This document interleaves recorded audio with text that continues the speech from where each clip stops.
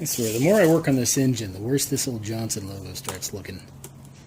Yeah, well. Anyway, now it's time for me to pull the Powerhead off of this 1971 25 horsepower Johnson outboard. Depending on how you work on outboards, or how you want to work on your outboard, depending on how you want to do it. There is no real step 1, step 2, step 3, because there's different ways to accomplish the same task. So to give you an example, I pulled the carburetor off of this motor already, as well as the lower unit, which you probably should do too. The reason you pull lower is to make sure that the lower unit isn't seized into the Powerhead, and the reason to pull the carb off is so it doesn't get stuck and get in your way the whole time. Now, did I need to pull the carburetor off? No. I could have just pulled the knobs off and then lifted the whole Powerhead off and it would have been fine. Did I need to pull the lower unit off? No. I could have hoped it wasn't seized, pulled the knobs off, pull the Powerhead off, and it would have been fine. Again, different ways to accomplish the same task. So, another little thing we got left here is some fuel lines. But luckily, those are all kind of breaking off anyway, so the fuel lines are pretty much disconnected. Carburetor is off, and if you notice the insulation of this, the stop switch, it goes right here. It's falling off. This stop switch is done.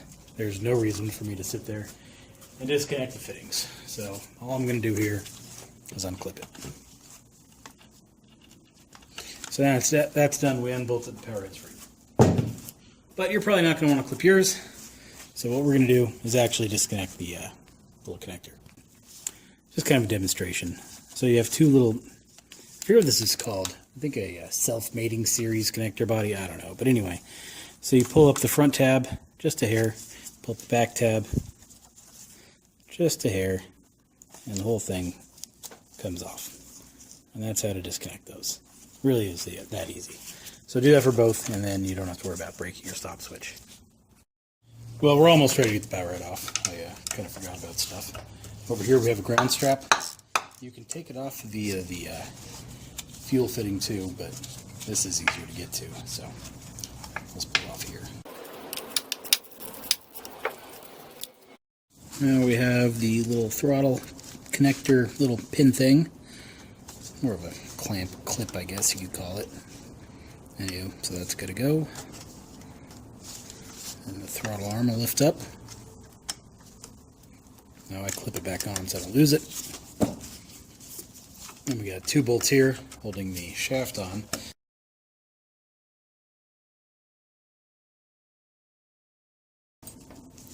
Now this will pull up out of the grommet down there. It's kind of rotated as you go. You'll see where it comes out. Perfect. So now we can unbolt the Powerhead and take it off. So under here, we got all these little bolts. They all got to come off. Let's clean up the heads a little bit so we can get the socket on there decently.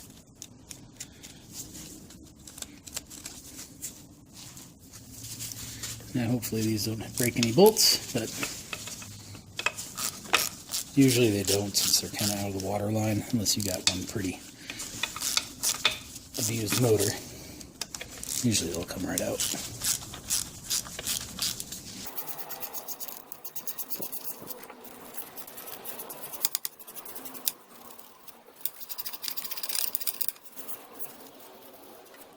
Now, there's no way, well, let me try to see if I can angle a little bit. Yeah, you can't see it. There you are. See this bolt right here? Barely see it, but at the end of my screwdriver, see it? That goes to the front of the Powerhead. That is a 3/8, and that's got to come off. So, usually you can get to it by kind of going sideways inside of here. But sometimes you'll get unlucky and budging. That's new. Am I going the right way? Yep, going the right way. So, let's fight and get this thing out of here. Let's put a bigger socket wrench on it. That always works.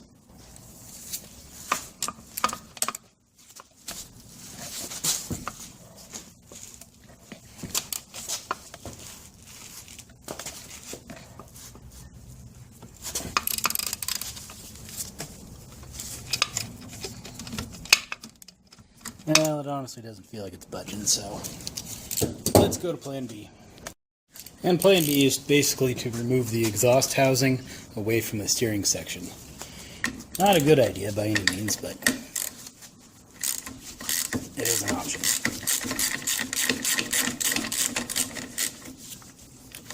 You really don't want any broken bolts in your power head. So if it's giving you any problems, I want to consider doing this.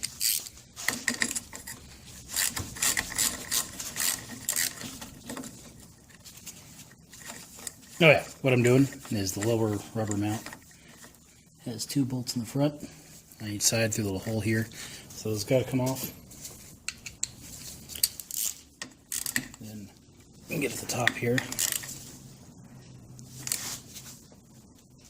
Yeah, that always gives you problems, by the way.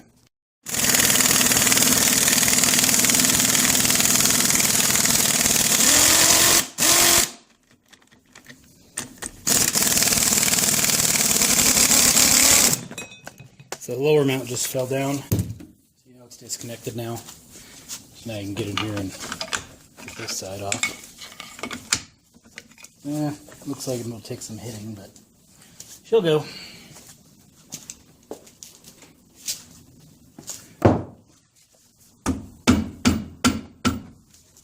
Let me show you the problem in case you need to do this too. See the bolts? They're kind of running through there still. Yeah, we could angle this out and around that, but we don't have to. Let's not. So basically, we need to find something to push down on the bolts while we spin them out. In theory, this will work.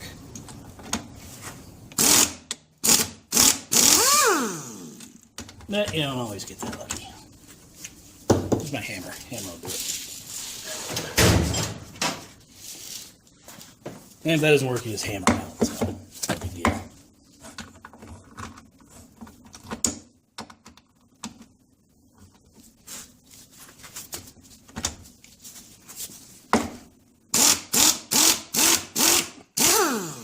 So there's one about level.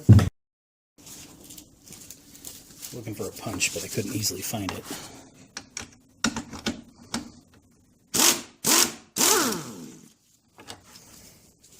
So there's one out.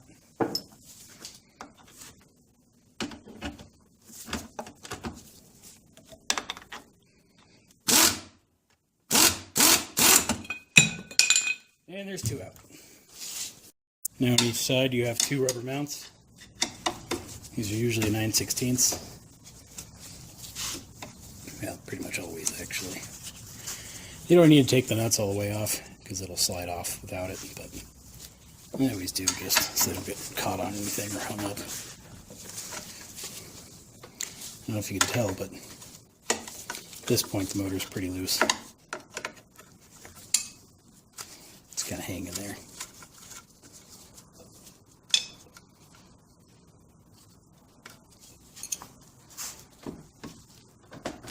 And with the carburetor off, you can see this. So there's the front mount right down inside of there. It's got a bolt that also is going to go. Maybe going back and forth here a few times. Just get it off.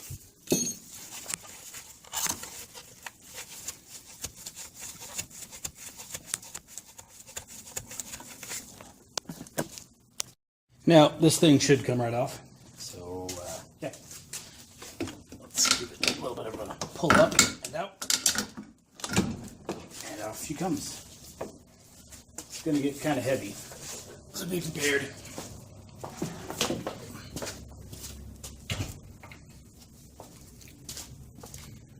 Too much, you don't want to lose your hardware for this upper mount.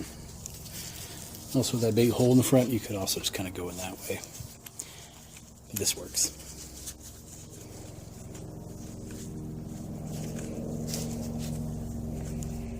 Get it back together. Yeah, it's a whole different story, but alright. Now with the engine off that much, should be a lot easier to get to everything. So, you know, that's got that going for it. So, let's start taking stuff apart again. But, as long as I got the impact wrench plugged in, I'm going to be using it. So much easier with the impact, let me tell you. So, those two are out. So just that 3/8 one, there's one left. Probably come right out now.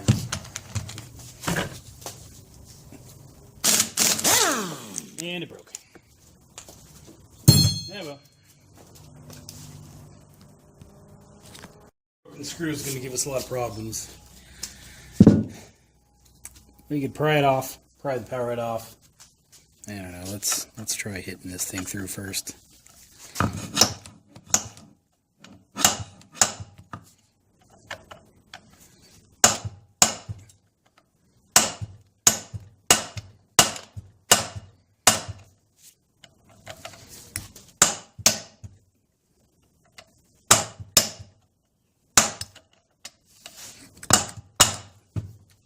It ain't budging. Let's try prying it. Let's go ahead and use the trusty tire spoon. Get in there. Power head separated. Oh look, I forgot stuff. Surprise.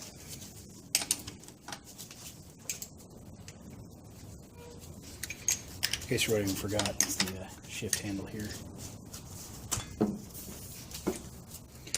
Release the shift lever lockout. So, got that off. Don't lose the little spring. Grab the special washer if you can.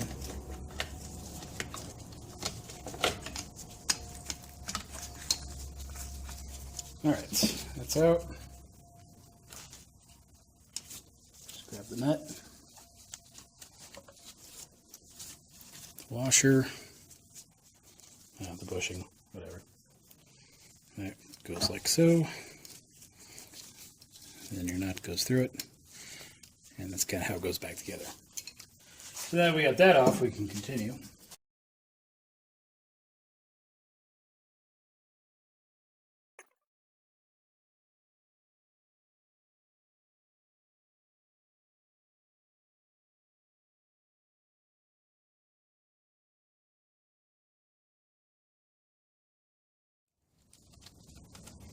Okay, now that's out, we can go back to prying the front of this thing out. Again, the gasket's loose, so the power head's just kind of being held in by that one little pin, which may give us all kinds of problems.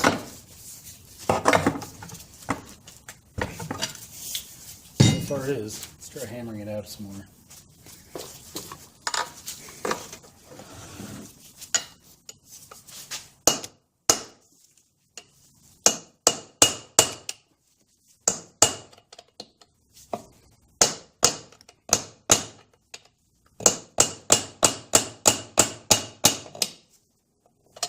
Looks like it's moving.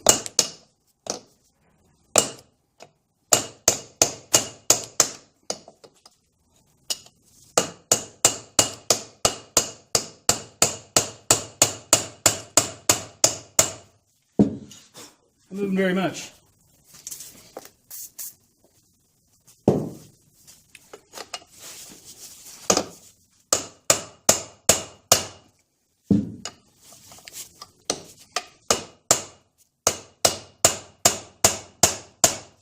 There we go. Perfect. Is off. This is the exhaust housing. That back where it kind of goes. I'll get all this junk off my desk.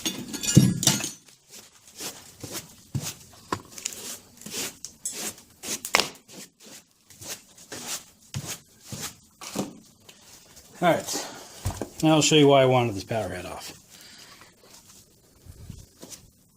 So the first thing I noticed in this engine, it looked okay, but it did look like it had some little bit of corrosion going on with it. So I did kind of expect some broken bolts, but you know, you can hope it doesn't happen. But what I noticed was the cylinder head looking like that. Now, you can see here the color is the same as this, but all this paint is kind of burnt off. Usually that's because of a serious overheating issue. The problem is, it's basically just on the cylinder head. Usually you see it on the block itself, around this area, around there. So I don't quite know what was going on. Perhaps the paint just kind of failed. I'm not entirely sure, but I would have checked it out if not for this big patch. I have no idea what happened there, and I was really curious. When this motor got traded into me, I was like, well, parts motor, really. Because I don't know what happened there, why somebody did that, or what's even going on. So what I wanted to do was find out what's going on in there, just kind of to satisfy my curiosity. So, at this point, you saw how I removed the power head. Now you can go ahead and do it correctly by remembering to move this bolt. Let me do it again. By remembering to remove this bolt and not breaking this one. Now I didn't break this one. It obviously had just snapped off, so you know that was going to happen regardless. But I don't know, if you're pulling one off, you can kind of see the process now. Try not to separate the exhaust housing if you don't have to. The lower mounts brackets, these guys, they always kind of give you grief. If you notice that bolt's still stuck in there, I could hammer that thing out of there for a while. It'll be a bit. And then you got to clean up the inside of the hole and hope this bolt doesn't break. They're kind of risky to pull apart. Also, that lower mount where the bolts went in through here, a lot of times those break off or the mount itself just breaks. So the less you have to take apart, the better. But if you need to, do what I did. There it goes. So the plan for the the plan for the next video is to tear this power head down and try to see what happened here. And then we might as well pull the pistons out, see what they look like, see if my overheating theory is correct or if it's just a theory. So if you're interested, keep an eye out for that video. Otherwise, have a good one.